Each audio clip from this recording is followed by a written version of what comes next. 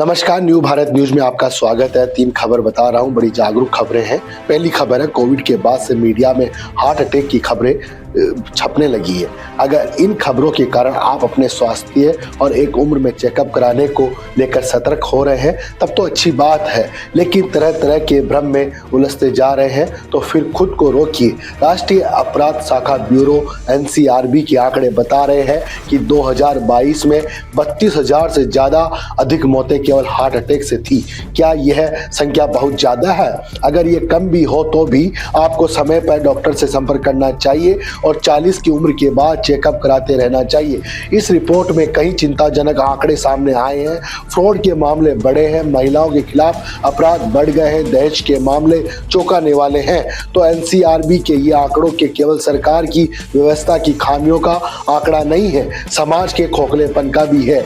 आपको दूसरी खबर की तरफ लेके चलता हूँ।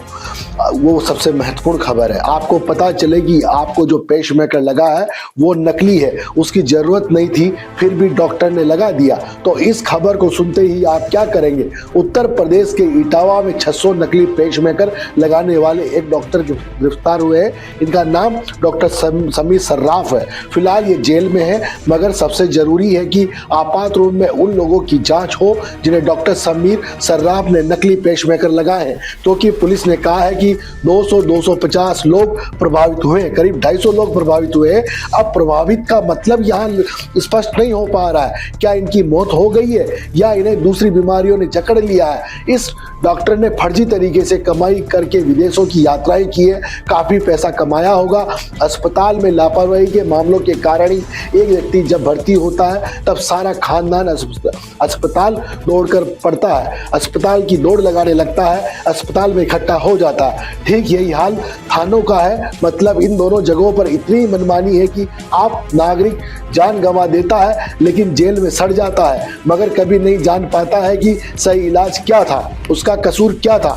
डॉक्टर समीर सर्राफ ने अपनी दौलत से क्या किया, किन किन लोगों पर उपकार किया, किन किन कंपनियों को लाभ पहुंचाया, उन सभी को जेल में डालना चाहिए, क्योंकि कंपनियां भी ऐसे डॉक्टर की तलाश में रहती है जो बेईमानी कर सके, उनकी दवाओं को जरूरत न होने पर भी पर्ची में लिख सके। इसलिए यह अपराध केवल डॉक्टर समीर का नहीं है, इस अपराध में कई लोग शामिल हैं।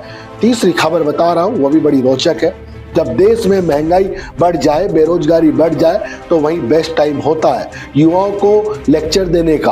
भारत के युवाओं को रोजगार भले न मिले, रोजगार को लेकर तरह तरह के लेक्चर जरूर मिल रहे हैं। 2019 में प्रधानमंत्री मोदी ने युवाओं को लेक्चर दिया कि पकौड़ा तलना भी रोजगार है। 2023 में इंफोसिस के संस्थापक नारायण मूर्ति लेक्चर दे रहे हैं कि युवाओं को 70 घंटे काम करने चाहिए। यही नारायण मूर्ति क्यों नहीं कह देते कि ये उनका भी देश है, और कितनी बुरी बात है कि 80 करोड़ लोग मुफ्त अनाज पर निर्भर है, उनकी आर्थिक हालत बहुत खराब है। क्या ये हालत युवाओं के 70 घंटे काम नहीं करने से हुई है, या इसका कारण उन आर्थिक नीतियों में है जिनके सारे बड़े उद्योगपति अमीर होते हैं और ज्यादातर जनता और गरीब होती है? महानगरों से लेकर कस्बों में छोटी छोटी दुकानों में लोग घंटों का काम करते हैं, 5-5, 10-10, 12-12 घंटों में काम करते हैं। इनके जीवन में परिवार के लिए समय नहीं है। आज का भारत उस राजनीति की चपेट में है जो दिन रात परिवार के संस्कार की बात करती है, परिवार की संस्था के मिट जाने पर रोती है, धर्म के लिए चिंता की बात बताती है। लेकिन उस राजनीति से आप पूछिए कि लोग 70 घंटे का काम करेंगे तो परिवार की संस्था के लिए समय कहां से बचेगा? क्या यह राजनीति नारायण मूर्ति के बयान का विरोध करेगी? हुआ उल्टा, ये चुप रह गई, क्योंकि ये उद्योगपति भी बदले में भारत सरकार को लेकर अब सवाल नहीं करते हैं, चुप रहते हैं। आम जनता तो मूर्छित अवस्था में है ही है। आपको ऐसी खबरें बताते रहेंगे, आप मूर्छित अवस्था से चेत अवस्था में आते रहेंगे। सहयोगी अमित शर्मा के साथ मैं तुषार गौतम, न्यू भारत न्यूज जयपुर।